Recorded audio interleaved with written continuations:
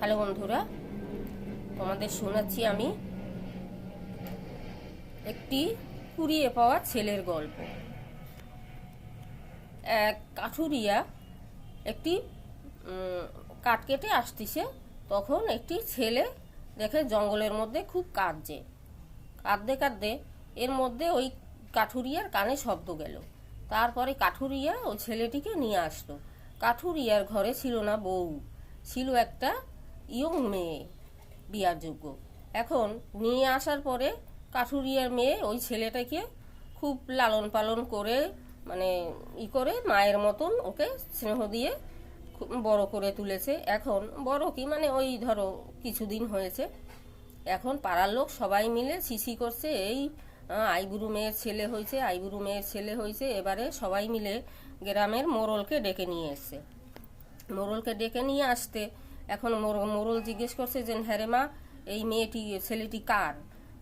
ওর বাবা বলছে যে, দেখুন মোড়ল মশাই, আমি এই ছেলেটিকে কুড়িয়ে পেয়েছি। তো বলে যে, এরা তো কেউ বিশ্বাস করছে না, আমি না হয় বিশ্বাস করলাম। তারপরে বলছে যে, এই ছেলেটির তাহলে বাবার নাম বলো।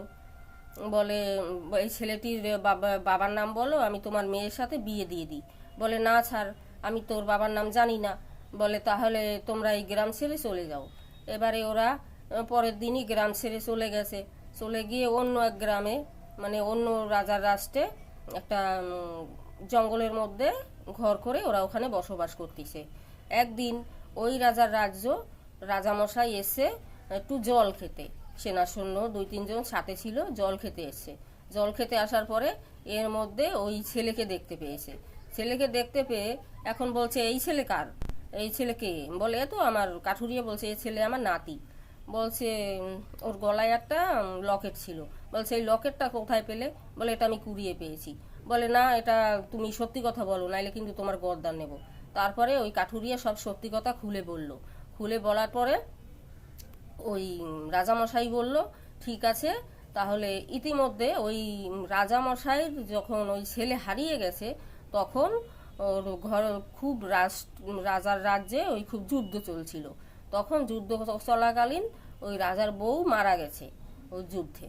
তারপরে ওই বলছে যে, তাহলে এক কাজ করো, আমারও তো আর ঘরে রানী নেই, তাহলে এই তোমার মেয়েকে আমার সাথে বিয়ে দিয়ে দাও, তাহলে ও ছেলে মাও পাবে, আর এদিকে আমিও আমার ঘরের রানী পাবো। যদি তোমার সম্মতি থাকে তাহলে তুমি বলো।